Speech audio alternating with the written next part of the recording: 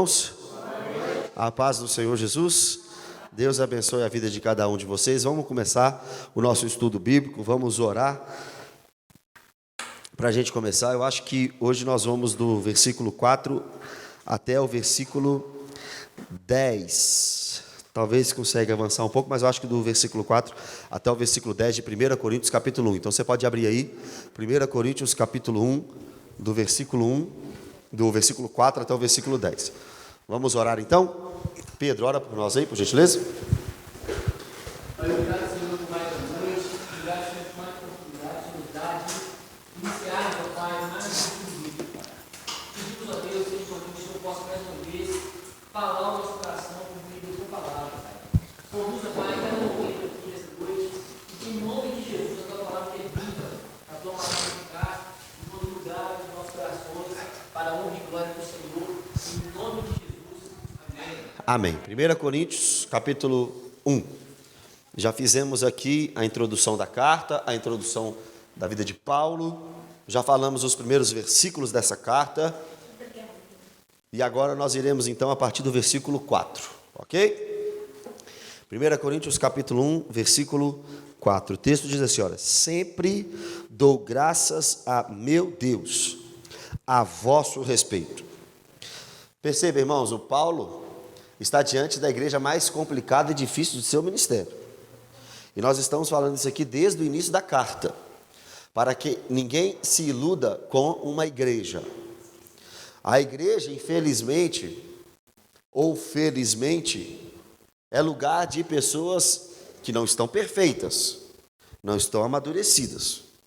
Isso não é desculpa para vivermos uma vida da forma que a gente quiser. Isso não é desculpa para vivermos uma vida em pecado. Mas isso é um fato. Isso é um fato. Mas Paulo está dizendo: eu sempre dou graças ao meu Deus ao vosso respeito.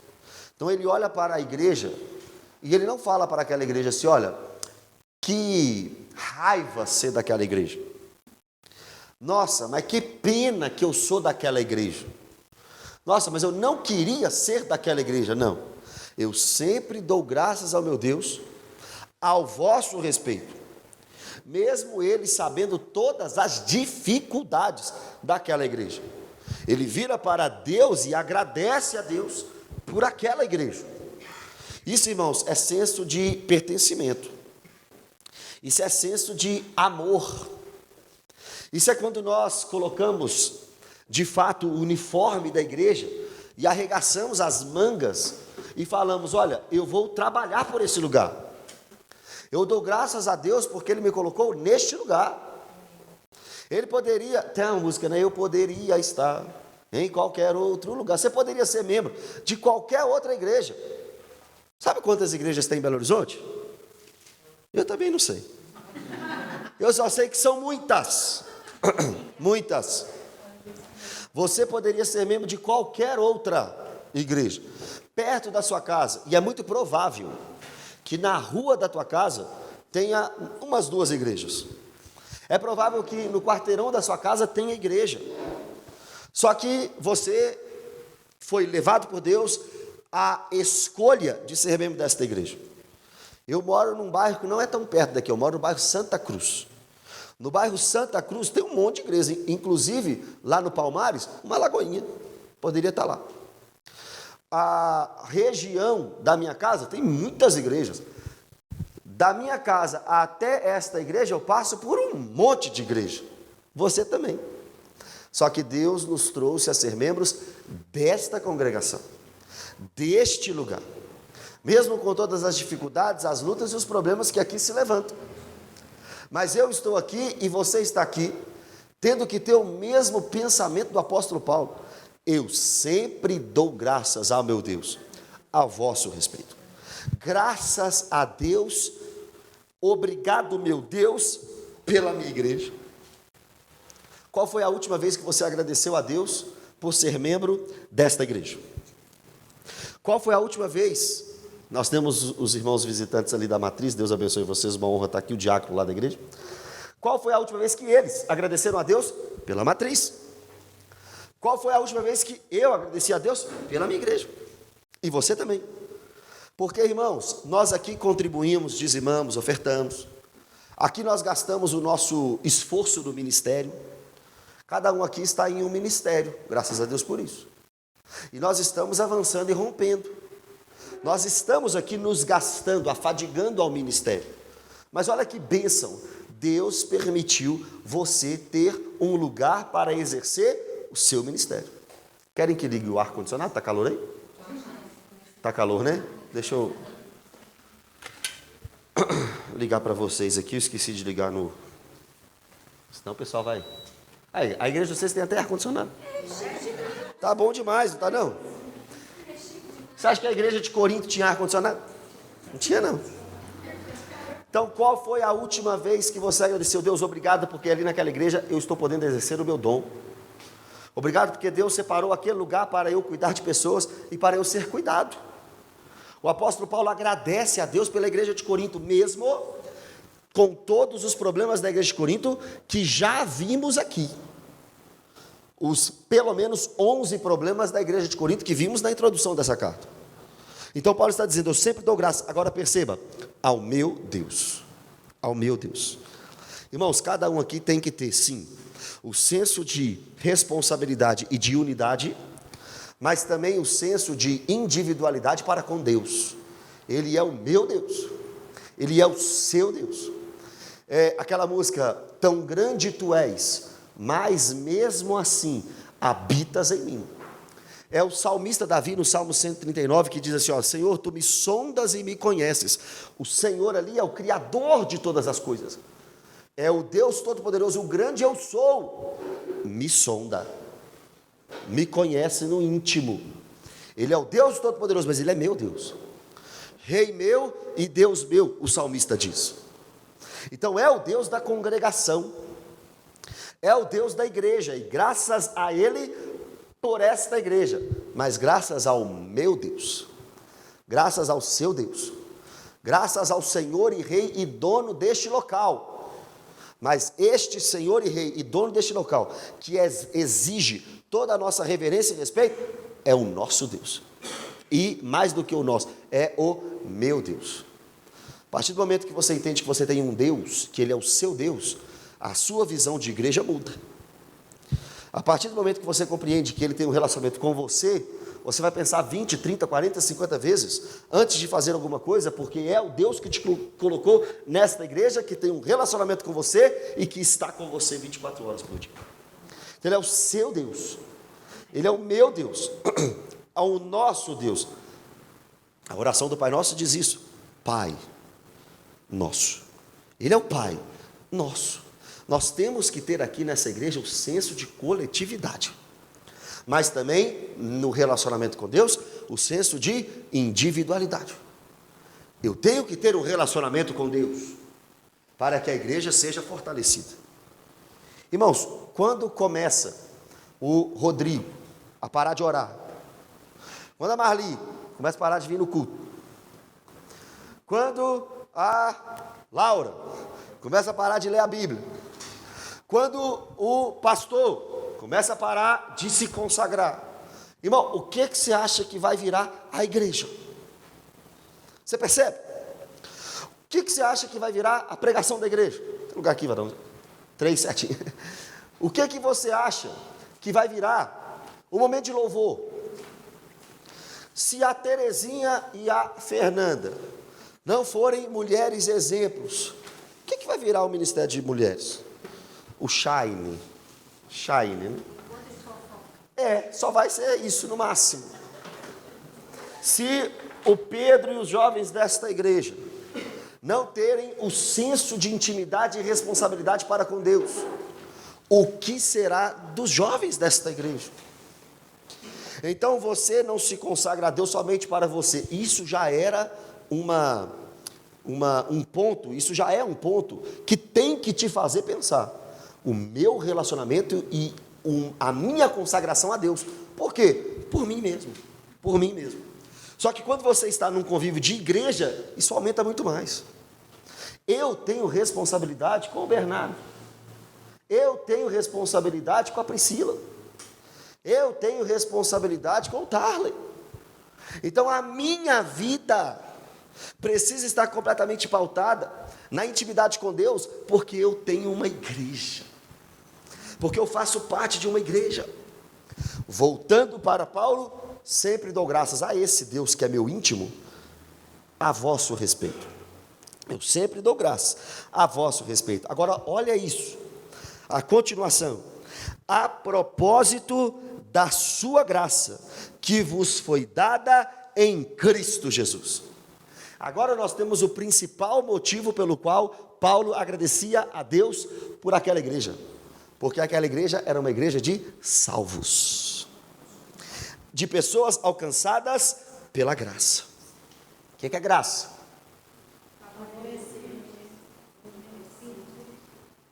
Pode falar? Ah, tá. Não, pode falar. Uhum. Deixa eu te perguntar. Eu entendo que Deus olha por quem já abraçou Cristo, né? Agora, e as pessoas que são os ímpios? O que tem? Ele também olha pelos ímpios ou não? Mateus capítulo 5. Mateus capítulo 5, a Bíblia diz que Deus faz cair chuva sobre justos e injustos. Existe uma graça que atinge os injustos. Na teologia é chamada de graça comum. Deus, para o ímpio, também deu solo. Se o ímpio plantar, ele vai colher também.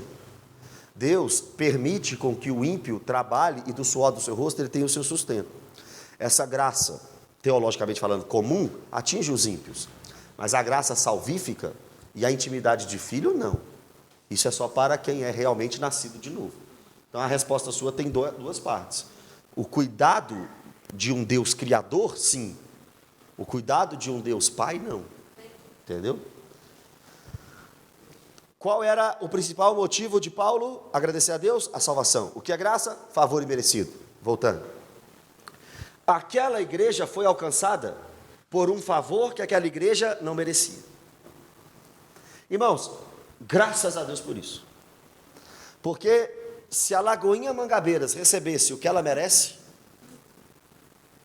estaríamos queimando no inferno uma hora dessa. Tem gente aqui que conta para mim os pecados. Tem gente que não conta, não. Tem gente que eu sei mais ou menos como é que está vivendo. Tem gente que eu não sei. E eu não tenho que saber tudo. Tem coisas que você não quer falar, ok. Eu sou apenas um pastor. Porém, uma coisa eu tenho certeza, você me contando ou não, eu sei que aqui ninguém merece nada. E eu também não mereço absolutamente nada. Mas graças a Deus, pela graça de Deus. E o apóstolo Paulo, no começo dessa carta, daqui a pouco ele vai bater na igreja, Marcelo. Daqui a pouco Paulo vai bater. Mas iniciando a carta, ele lembra, olha, ali tem pessoas salvas, pela graça.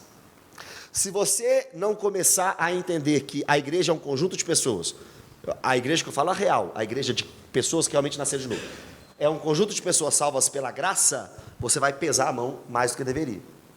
Você vai achar que aquelas pessoas precisavam de coisas que mereciam coisas, melhor dizendo, ou melhor, que receberiam coisas que elas não vão receber porque são salvas pela graça.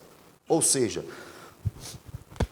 a Giovana pecou, xingou o marido dela. Essa Giovana tem que pagar por isso. Mas se ela for uma crente genuína e Jesus já pagou pelo pecado dela, está pago.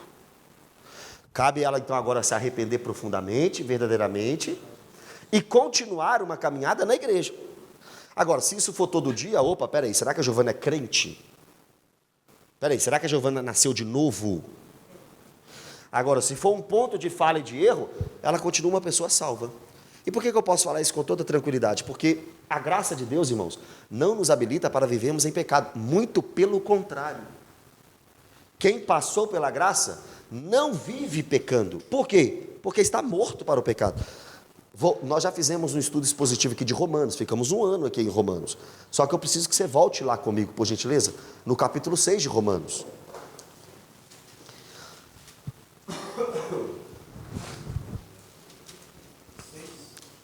Capítulo 6, versículo 1. Romanos capítulo 6, versículo 1. Romanos capítulo 6,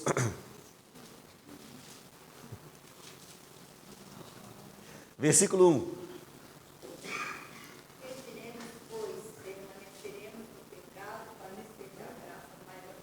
O 2. De modo nenhum, como viveremos ainda no pecado, nós que para ele morremos. Agora pode voltar para 1 Coríntios 1. Olha o que a irmã acabou de ler para a gente.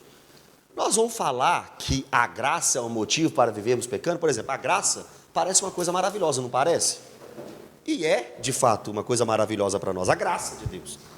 Só que nós iremos usar esta graça para vivermos pecando, ou seja, eu sou perdoado. Jesus pagou pelo meu pecado. Graças a Deus por isso. Eu vou usar isso para viver pecando? É impossível. Porque quem realmente passou pela graça, já morreu para o pecado. Então não tem o flerte com o pecado. Não tem o flerte com uma vida pecaminosa. Não tem. Porque nós já morremos para ele. Então jamais usaremos a graça e a misericórdia e a cruz de Cristo para vivermos em pecado. Já morremos para o pecado. Obviamente nós ainda não fomos glorificados. A tentação para o resto da vida. Para o resto da vida. Só que nós temos a capacidade de vencer. Sabendo disso e entendendo isso, eu dou graça a Deus por cada um de vocês, e você também tem que dar graças a Deus por mim, porque eu sou um salvo e você é um salvo. E Paulo está dizendo exatamente isso, graças a Deus, pela graça que alcançou esta igreja, mesmo com todos os problemas. Porque, irmão, nós temos uma outra opção também. Nós temos a opção de colocar todo mundo que está aqui dentro lá do lado de fora, e falar assim, agora vocês que vão para o inferno para lá, eu não quero saber da vida de vocês não. Mas aqui dentro é graças a Deus por cada pecador que está aqui dentro.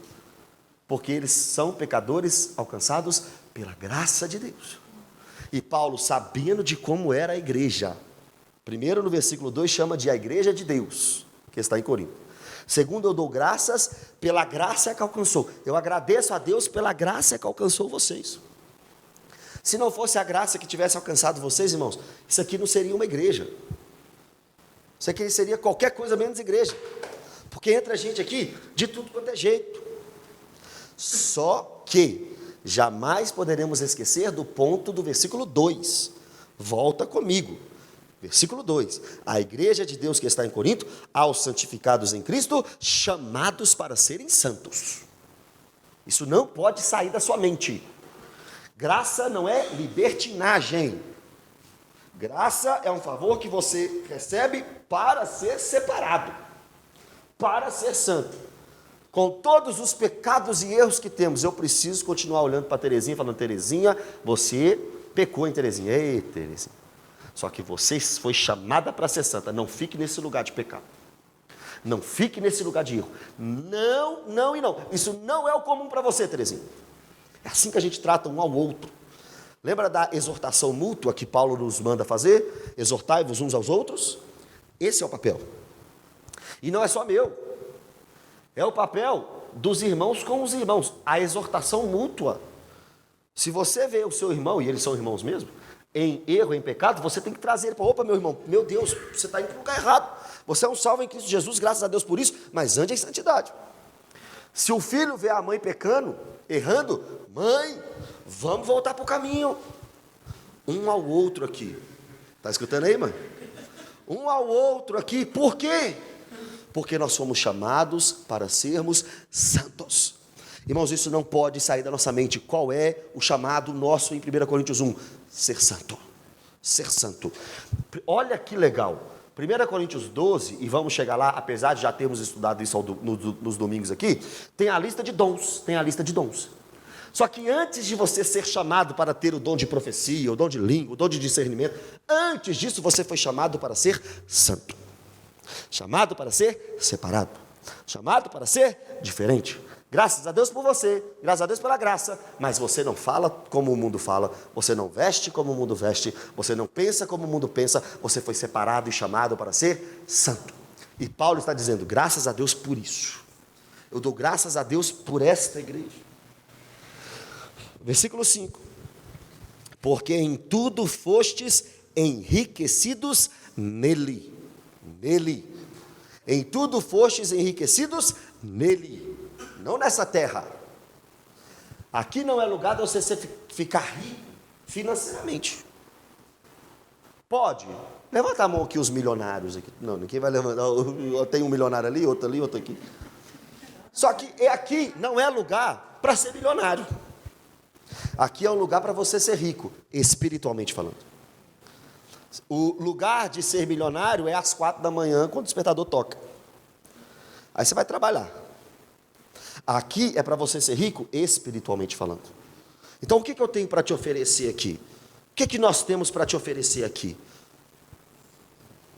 Pregação da palavra, momentos de oração, um jejum coletivo podemos fazer, um ensinamento sobre uma doutrina, momento de comunhão, sentar à mesa, um café podemos fazer, momento de reunir a igreja para louvar a Deus, ensinar que você tem que voltar para casa e ser um marido que ama a esposa como Cristo amou a igreja, ensinar que você tem que ser uma auxiliadora para o seu marido, ensinar que você, filho, precisa desesperadamente obedecer e honrar seus pais, ensinar que você, pai, precisa voltar para casa e tratar com amor e não irritar os seus filhos, porque assim você estará sendo o quê? Enriquecido espiritualmente.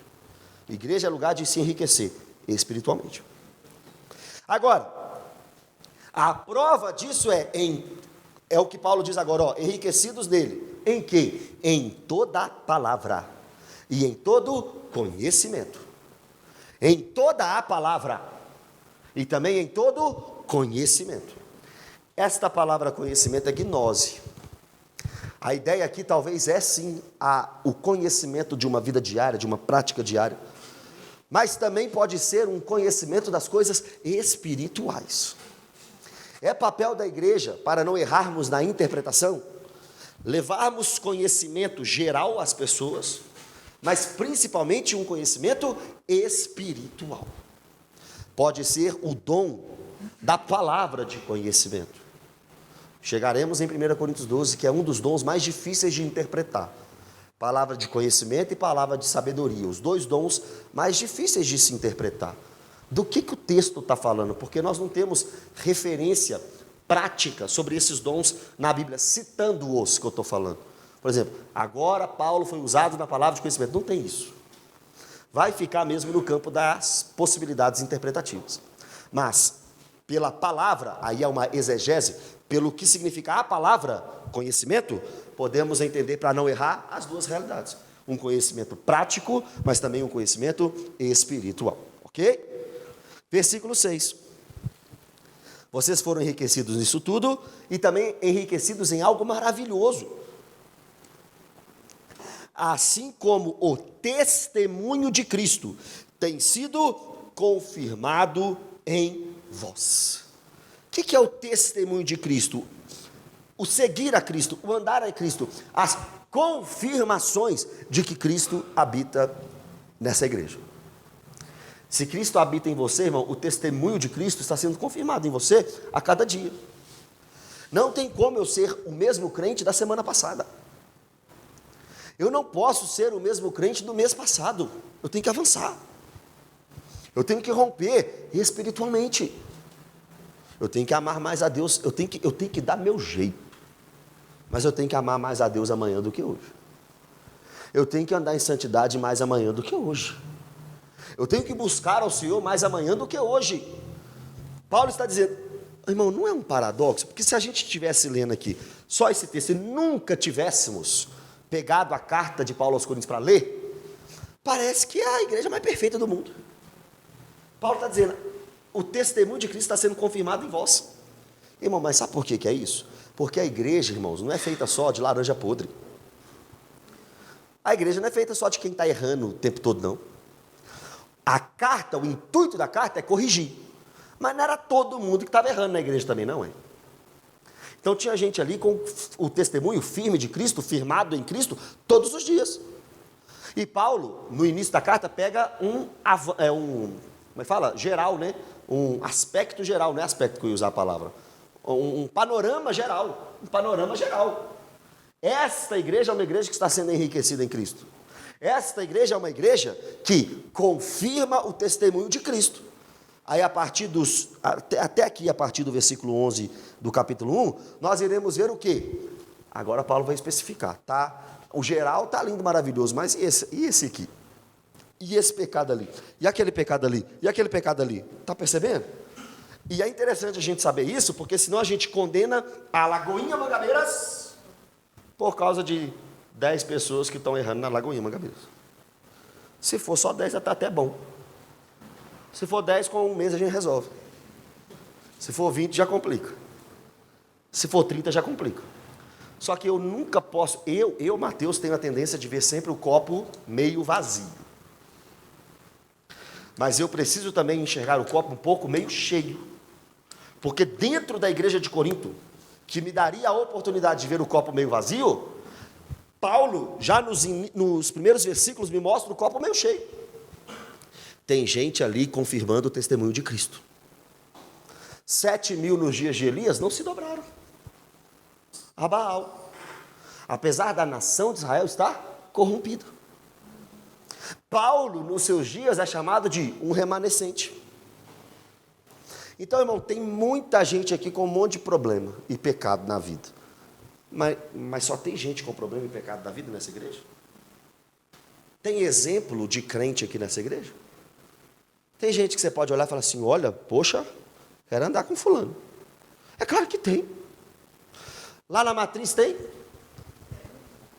Ou, se eu começar a contar aqui, o irmão pode confirmar. Né? Tem gente lá que não é crente, não. Mas tem gente lá que, se você andar com ele, você até vê Jesus quase. Não é? Todo lugar é assim. Todo lugar tem quem está errado, quem não é crente, tem o crente que está errado, tem gente que não é crente, e tem o crente modelo, o crente exemplo em todo lugar. E Paulo está dizendo, tem gente aí que o testemunho de Cristo está sendo confirmado em você, é nele. E olha a consequência do testemunho de Jesus ser confirmado. Olha a bênção que tem nisso. Versículo 7. De maneira que não vos falte nenhum dom. Uma igreja firmada em Cristo é uma igreja, irmãos, com dons. Eu já falei isso aqui. Eu acho que, não, com certeza eu já falei. Eu não sei se você lembra. Nós temos, quando o assunto são os dons, duas vertentes teológicas: o continuismo e o cessacionismo.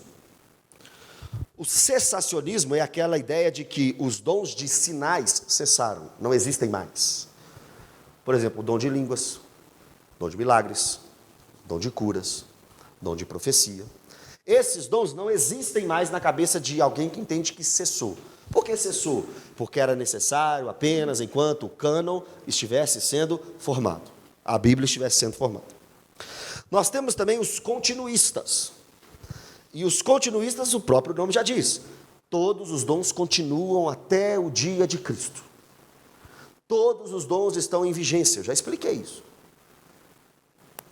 O pastor de vocês é um continuista, eu creio que todos os dons estão em vigência. Porém, precisamos ter critérios e cuidados com os dons.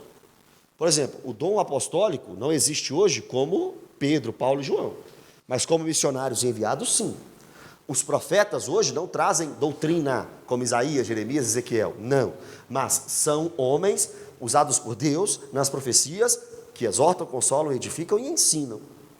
E esses profetas de hoje, com as suas profecias, podem ser julgados. Se for doutrina nova, como é que eu vou julgar? Eu não sei, ué. Agora, pela Escritura eu posso julgar. Isso está em 1 Coríntios 14, vamos chegar lá também. O dom de línguas, eu já falei para vocês o que eu creio ser idiomático. Mas eu já também dei liberdade a vocês para acreditarem ser estranhas. Então, independente se idiomático ou estranho, existe ainda. É real. Pode acontecer. E eu não posso proibir nem que o dom de língua seja usado no culto público. Porque 1 Coríntios capítulo 14 vai falar que pode ter. Só que 2, no máximo 3, e que tem intérprete. Se não tiver intérprete, fica calado falando com Deus, na sua fé, na sua crença. Se é idiomático, se é língua estranha, ok. Já expliquei isso aqui. Mas se for falar na igreja, tem que ter intérprete. Porque tem gente que chega para mim e diz, mas na sua igreja lá não tem umas rajadas de língua estranha, não? Já perguntar. O povo lá não dá rajada de glória, não? Falei, rajada de glória, eu escuto lá de vez em quando, umas rajadas de glória. Mas língua estranha, não. Mas língua não. Por que não? Porque a gente está ensinando lá. Se for falar em língua, eu creio ser idiomático. Se você crê que é língua estranha, tudo bem. Independentemente do idiomático ou do estranho, venha. Quer falar? Fala, mas com intérprete. É a Bíblia. Agora, o certo é... Ou mais não... baixo para edificar a si mesmo. Exatamente. Porque, por exemplo, se você for falar para... Não, é para a congregação que eu estou querendo dizer. Para a congregação. Agora, o que interessa para nós aqui no versículo 7 é... Paulo disse, o testemunho está sendo tão firmado, as convicções e as certezas da salvação estão tão grandes, que na igreja de vocês não falta dom nenhum. Está entendendo isso? Paulo está falando que lá tinha discernimento de espírito, palavra de sabedoria, palavra de conhecimento, lá tinha pastor, lá tinha mestre, lá tinha gente com contribuição, não faltava dom na igreja. Irmão, uma igreja que não falta dom é tudo que nós precisamos. Mas nós temos dons, irmãos.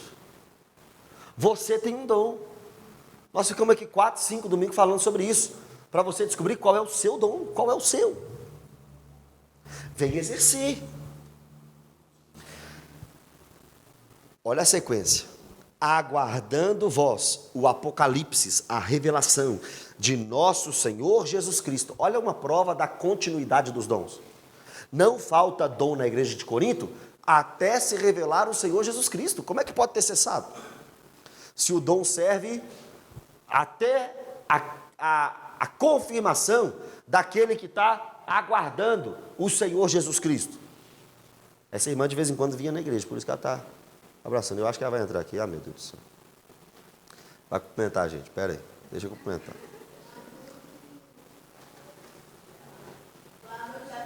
Boa noite, minha irmã. E aí, minha irmã? Beleza, minha irmã. Estou te esperando. Pronto. Beleza. Olha o Rodrigo aqui, ó. Olha o Rodrigo aqui, ó.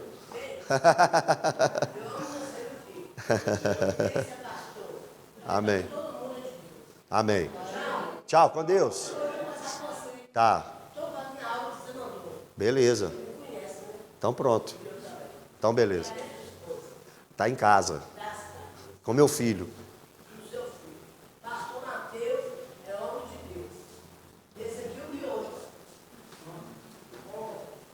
Ontem.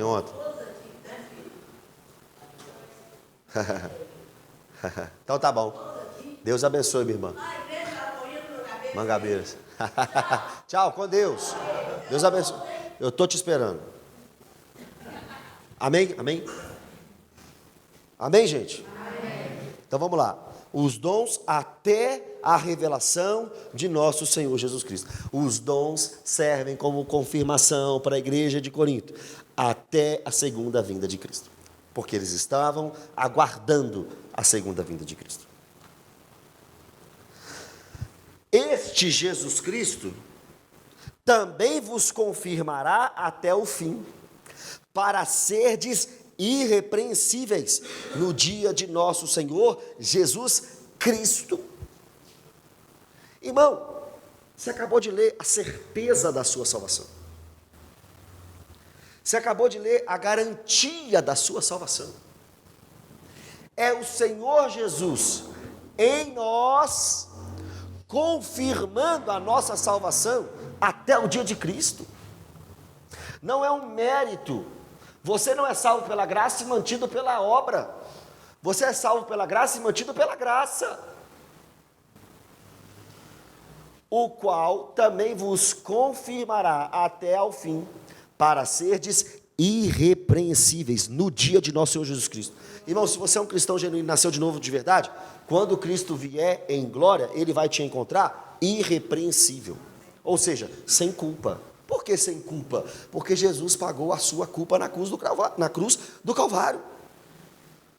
Quando Ele vier, Ele vai encontrar quem? Justificados. Justificados, pois, mediante a fé, temos paz com Deus, por meio do nosso Senhor Jesus Cristo. Aqui nós temos mais um ponto de debate teológico. A salvação se perde ou não? Eu creio que não. Eu creio que, uma vez salvo, salvo para sempre, mas no sentido de quem é salvo de verdade é esse grupo aqui, quem está confirmado em Cristo.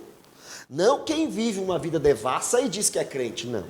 1 João 2,19, eles saíram do nosso meio, porque na verdade nunca foram dos nossos. Crente de verdade, irmão, é dia após dia em santificação, sendo confirmado pelo Senhor Jesus. Irrepreensível no dia de Cristo. Se tem uma certeza que nós podemos ter, é quando Cristo vier, ele nos encontrará sem culpa.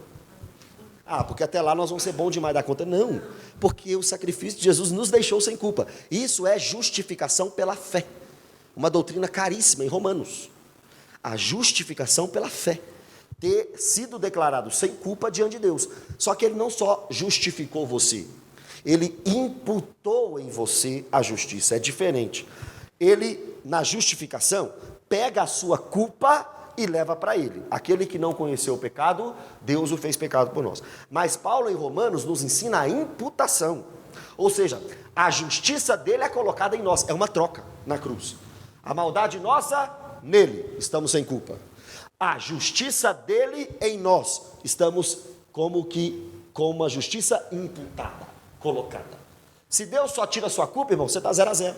Você está sem culpa, só isso. Mas agora você é um justo, por quê? Pela imputação. Ele colocou em você o cara dele.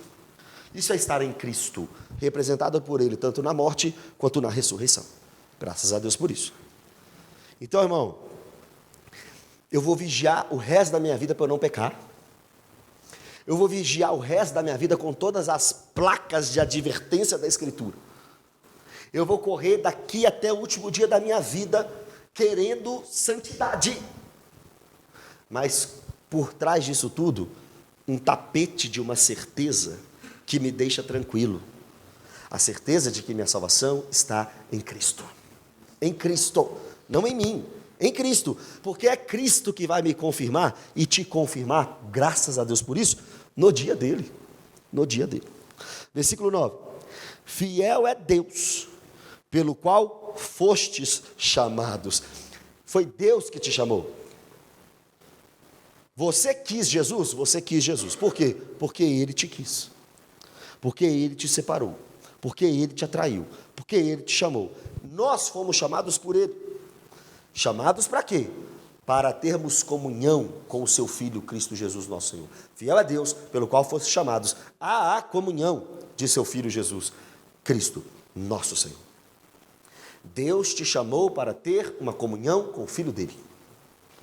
Deus te chamou para ser íntimo de Jesus. Irmãos, Jesus não é alguém, porque Ele é uma pessoa, Ele não é alguém distante. Ele é alguém perto. É possível termos Jesus na nossa vida. É possível alcançarmos intimidade maior com Jesus, e com sua palavra, e com seu ensinamento. Irmãos, é possível. Não, peraí, deixa eu corrigir. Deixa eu dar um exemplo e falar. Paulo não teve intimidade com Jesus? Paulo teve intimidade com Jesus. Paulo foi ao 3º céu. Ouviu coisas inefáveis. Eu não sei se é possível irmos ao 3º céu. Eu não sei se isso aconteceria com alguém aqui de novo. Não estou dizendo que é impossível. Estou dizendo que eu não sei. O que eu sei é, podemos ter comunhão com Ele, como Paulo teve. Talvez não no grau de intimidade, mas podemos ter comunhão como Paulo teve. Paulo era um ser humano comedor de feijão, chamado para ser apóstolo. Não tem ninguém aqui com o ministério maior do que Paulo. Mas era um homem. Ele não era um anjo. Ele era um homem. E este homem encontrou Cristo. Irmãos, os grandes homens da história encontraram Cristo. Olha esses nomes dos homens bíblicos, apostólicos e a partir dos apóstolos que marcaram uma geração. Vocês não queriam ser como eles, não? Vocês já leram o livro, por exemplo, Heróis da Fé? Já leram as histórias de comunhão daqueles homens com Deus? Jerônimo Savonarola, 12 horas por dia numa mata, orando. George Whitefield, John Wesley, John Wycliffe. Homens que separaram toda a sua vida para um propósito. Ô irmãos, eu estou falando de século XIV, estou falando de século XVI, estou falando de século XVIII, XIX. Nós temos um grande herói da fé aí vai para o campo teológico, né? Por exemplo, do século XX, nós temos Billy Graham, como um grande homem de Deus que marcou época. Nós temos Jonathan Edwards, nos Estados Unidos, homem que pregou o sermão Pecadores nas mãos de um Deus irado, que ficou marcado na história. Nós temos grandes homens de Deus que ficaram marcados na história. Nós estamos no século 21 no Brasil e todos aqui têm uma ocupação diária, eu sei disso. Mas dá para buscar um pouquinho mais. Dá para ir um pouquinho mais fundo na comunhão com o nosso Senhor Jesus Cristo. Irmãos, dá para ter mais fome. Dá para ter mais sede de Jesus. Dá para orar 1 minutinho a mais no dia. Dá para meditar, porque não é só ler, meditar em um versículo a mais por dia. Dá para viver uma vida de oração. Irmão, sabe o que eu aprendi? Que tem que ter os momentos fechados no quarto. Só que é orar em todo o tempo. Irmão, abre o chuveiro de sua casa, dobra lá um pouquinho o joelho, ora no chuveiro. Vai para o seu carro, do carro para o trabalho, coloca um louvor e chora lá dentro. Pede a presença de Deus lá dentro. Um momento de dormir, se acordou 2 horas da manhã, vai tomar sua água, vai no banheiro, dobra o joelho um pouquinho e fala: Deus, pelo amor do Senhor, me dá de ti. Mas eu queria que a gente tivesse fome de Deus, sede de Deus. Dá para não assistir mais uma série que está tomando todo o seu tempo. Dá para não ver todo o jogo. Tem homem que vê o jogo do time, o jogo do rival para secar, o jogo da 2ª divisão, o jogo da 3ª divisão, o jogo da 4ª, a Liga dos Campeões, as eliminatórias. Corta uns 2, 3 aí e ora. E medita na Escritura. E procura ouvir uma pregação. Procura colocar um louvor. Vai para a cozinha lavar vasilha com louvor. Você já lavou a vasilha chorando por causa de Deus? A melhor coisa que tem. Tenha uma vida de devoção.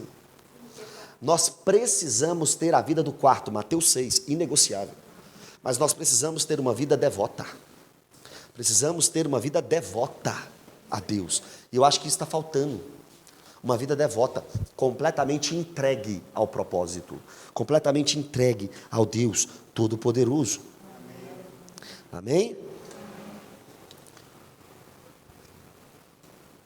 Agora, a partir do 10, e eu só vou até o finalzinho do 10, vou deixar o 11 para a semana que vem, do 11 ao 17, que vai falar de batismo, vai falar de casas de pessoas, vai falar de nomes de pessoas. Vamos só até o 10 para você entender o que Paulo quer começar a corrigir a igreja. Porque agora, a partir do versículo 10, é o estupim para Paulo começar a corrigir a igreja. Só que antes ele vai falar o desejo dele. Antes de corrigir o problema que estava acontecendo, e você vai ver semana que vem que o problema, irmão, era a divisão da igreja, né? Só que tinha pessoas que estavam contando para Paulo dificuldades, contando para Paulo os problemas da igreja. É no versículo 11, olha, só vamos deixar para a semana que vem, mas só ler, ó. Pois a vosso respeito, meus irmãos, fui informado pelos da casa de Clói, que há contenda entre vós. Eu vou chegar aqui domingo e vou falar assim, ó, gente, a Marli me contou que o Marcelo está errado lá na lanchonete dele, imagina. Era isso, é isso. Irmãos, a Fernanda me contou que o Vitor está mentindo para a mãe dele. Como é que nós vamos fazer aqui com o Vitor aqui lá no culto? Está entendendo? Então foi mais ou menos assim. Mas olha o 10. Rogo-vos é uma súplica, é uma ordenança súplica. É uma ordenança, mas com súplica. Ou seja, eu mando aqui, Paulo está dizendo, eu mando aqui, no poder do Senhor Jesus, sou um apóstolo, tem que me respeitar, mas eu suplico. A minha ordenança vem com súplica. Eu mando vocês fazer isso, mas eu imploro que vocês obedeçam. Isso é o rogo, isso é a súplica. Rogo-vos, eu te ordeno, irmãos da mesma família, pelo nome do Senhor Jesus Cristo. Eu tenho autoridade, eu sou um apóstolo, eu rogo a vocês, eu mando, eu suplico, porque vocês são irmãos, mas na autoridade que o Senhor Jesus me deu. Pelo nome do Senhor Jesus Cristo, é na autoridade do Senhor Jesus Cristo. Irmãos, Paulo, Por isso que eu estou falando, dá para ser íntimo de Deus, mas eu não sei se dá para ser íntimo de Deus no nível de Paulo. E eu não sei também se, através do ministério, nós teremos a autoridade que Paulo teve. Paulo foi um apóstolo de Cristo, é diferente. Só que nós podemos ter também, não no nível dele. Só que ele está dizendo que ele corrige a igreja, que ele é apóstolo, que ele plantou aquela igreja na autoridade do Senhor Jesus Cristo. E tudo que a gente faz no ministério, a gente faz na autoridade do Senhor Jesus Cristo. Sabia que nós podemos ser ousados e intrépidos no ministério? Ousados na obra? Porque nós estamos na autoridade do Senhor Jesus Cristo. Deus nos comissionou. Outro dia uma irmã virou para mim e falou assim: pastor, o que eu preciso para ir pregar? Por exemplo, eu recebi um convite para pregar. Eu tenho que ter uma bênção, eu tenho que tomar uma bênção, o senhor tem que me cobrir. Eu falei: irmã, você só precisa obedecer à comissão, porque o Senhor Jesus já te autorizou. Vai pregar. Toda autoridade me foi dada no céu e na terra, portanto vão e façam discípulos, preguem o evangelho. O Senhor Jesus já autorizou vocês. Vão pregar. Ah, mas e se o pastor não orar por mim, será que a pregação vai dar certo? Irmão, a pregação está no poder da oração do pastor ou no poder do nome do Senhor Jesus Cristo? Na autoridade do Senhor Jesus Cristo. Se você está na autoridade do Senhor Jesus Cristo, irmão, o pastor pode ser o último a saber, ele não precisa nem ficar sabendo. Você está na autoridade do Senhor Jesus Cristo. Temos dirigentes da igreja. Quem foi da época que a igreja tinha dirigente? As igrejas antigas tinham dirigentes. Nós somos dirigentes, mas o cabeça da igreja é Cristo. 1 Coríntios 11. O cabeça da igreja. Rogo-vos, pois, irmãos, pelo nome de nosso Senhor Jesus Cristo, que faleis todos a mesma coisa, e que não haja entre vós divisões. Isso aqui é importante. Rogo-vos que falem todos a mesma coisa. Aí começa a ficar entendido o porquê que eu peço tanto para virem no estudo bíblico, principalmente os líderes. Por que eu peço tanto para estar aqui num culto de doutrina? Nós precisamos falar pelo menos a mesma língua. Tem uma frase na teologia assim, no essencial, unidade. Nas demais coisas, a liberdade. Acima de tudo, a caridade. Então, no essencial tem que ter unidade. Existem pontos que você vai divergir de mim, eu vou divergir de você. Acima de tudo, a caridade, o amor. Mas nós, como igreja, precisamos falar a mesma língua. Precisamos ter a mesma visão. Porque é exatamente isso que ele pede na continuação, olha. E que não haja entre vós divisões. O que é divisão? Duas visões. Para onde esse lado aqui está indo? Para onde esse lado aqui está indo? Para onde o legacy está indo? Tem que ser o mesmo lugar que a diaconia está indo. Para onde o louvor está indo? Tem que ser o mesmo lado que o corpo pastoral está indo. Não pode ter duas visões na igreja. Isso é uma divisão. Duas visões. Qual é o nosso alvo? Eu já deixei claro aqui. Essa igreja aqui quer que você tenha um entendimento e uma intimidade com a palavra de Deus. Com Cristo. O alvo desta igreja é que você conheça Cristo através de sua palavra. Eu não tenho alvo aqui de todo mundo ficar muito bem financeiramente.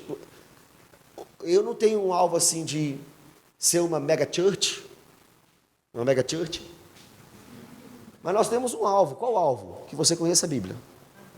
Que você conheça a doutrina. Que você conheça Jesus. Então, quem não concordar com isso, ok. A Lagoinha Mangabeiras não é para você.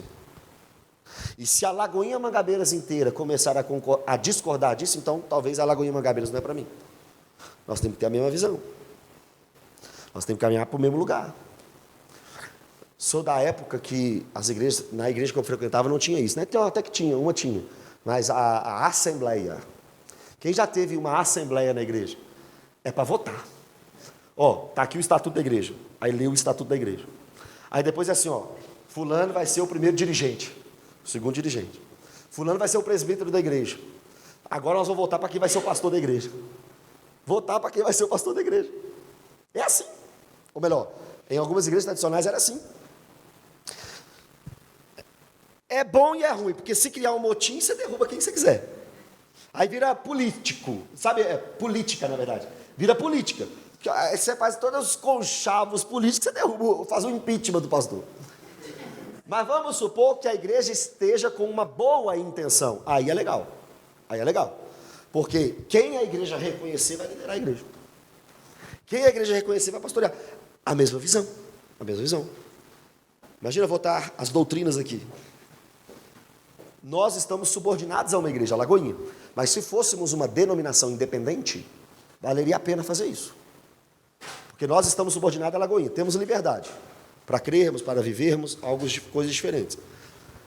Se fôssemos uma denominação independente, seria necessário uma coisa dessa. Seria necessário um estatuto nosso. Seria necessário uma confissão de fé, mas é uma teologia sistemática, quem sabe, imagina? Nossa! Mas talvez seria mais difícil, mas uma confissão de fé poderíamos ter. Cremos assim no Pai, cremos assim no Filho, cremos assim no Espírito Santo, cremos assim quanto ao batismo do Espírito Santo, cremos assim, assim, assado. Ia ser muito legal. Temos que ter, pelo menos, no essencial, para não termos duas visões. Aí Paulo diz, antes, sejais inteiramente unidos. Inteiramente unidos aqui é, junte aquilo que foi quebrado. Junte aquilo que estava separado. Sejam completos, inteiros, íntegros, unidos. Não é só no culto de domingo, não é só no culto de sábado, não é só no seu ministério, não é só na quarta, não é só durante a semana, não é só o GC, inteiramente unidos. Irmão, é responsabilidade de todos nós, tudo da igreja. Que sejamos inteiramente unidos. Agora, olha que legal isso aqui. Na mesma disposição mental, ou seja, na sua consciência, mas também no mesmo parecer, ou seja, nas decisões públicas. Nós temos que ter na mente o mesmo pensamento e o mesmo propósito e a mesma visão, mas quando formos falar da igreja para os de fora, temos que ter o mesmo parecer. O que for decidido aqui, irmão, está decidido aqui. Isso serve muito para líderes em reuniões. Quando nós decidimos algo lá naquela salinha lá, na mesa, vamos sustentar isso. Não concordo, mas o parecer da igreja foi esse. A partir de hoje nós vamos fazer desse jeito. Foi a igreja que decidiu. Estamos juntos. O corpo da liderança da igreja resolveu isso. Biblicamente falando, é claro, né, irmão? Se for uma heresia, é claro que você tem que chutar o pé da porta lá e começar. Eu estou falando biblicamente. Se for algo que não fira a doutrina, a igreja estabeleceu isso aqui. O mesmo parecer. É importantíssimo. Porque eu já fui de igreja, irmão, que o líder do diácono pensava numa coisa, o líder da criança pensava em outra, e era uma bagunça. Não, isso aí faz aqui, a igreja faz isso aqui, mas se eu pudesse, eu nem seria dessa igreja. Tem gente que cospe no prato, literalmente. Porque aqui é uma coisa, lá só fica falando mal da igreja.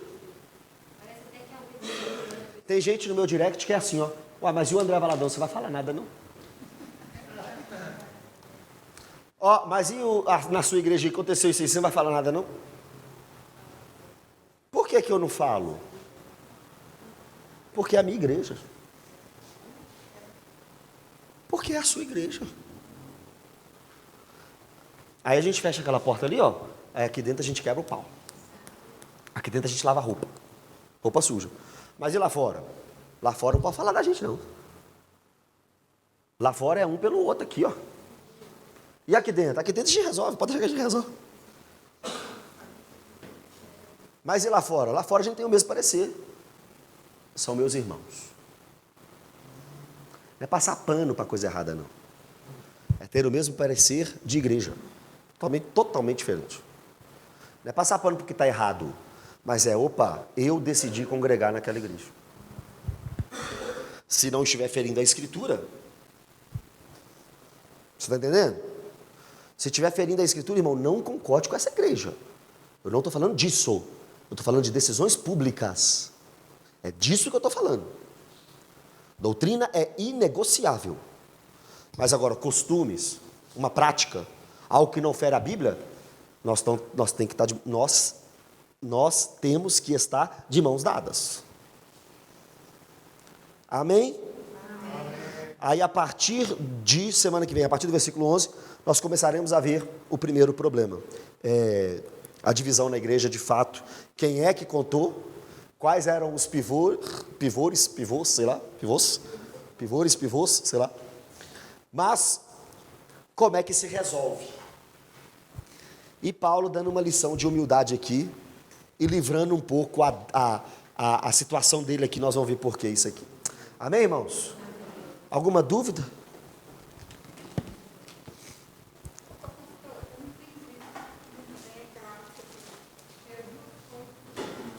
Aham. Tá. Aham.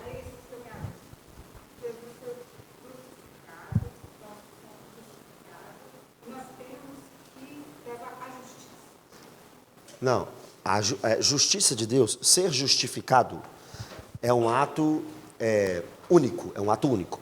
Na cruz, Jesus nos justifica, nos declara diante de Deus sem culpa. Por que estamos sem culpa pelo nosso pecado? Porque Ele pagou pelo nosso pecado. Então a culpa nossa foi lançada nele. Ele já pagou. Que culpa eu tenho? Nenhuma. Ele pagou. Só que o ato de Cristo na cruz não termina só com a justificação. Ele também encontra-se com a imputação. Ou seja, ele me deixa sem culpa. Só que sem culpa eu ficaria. Estou sem culpa diante de Deus.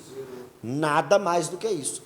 Quando Ele coloca em mim a sua justiça e a sua santidade, agora eu me torno mais do que só sem culpa. Agora eu me torno um justo e um santo diante de Deus. Porque aquilo que estava em Cristo, agora está em mim. Mas é porque somos representados por Ele. Não é porque isso está em mim, só de mim e por mim. Mas é porque agora nós estamos nele.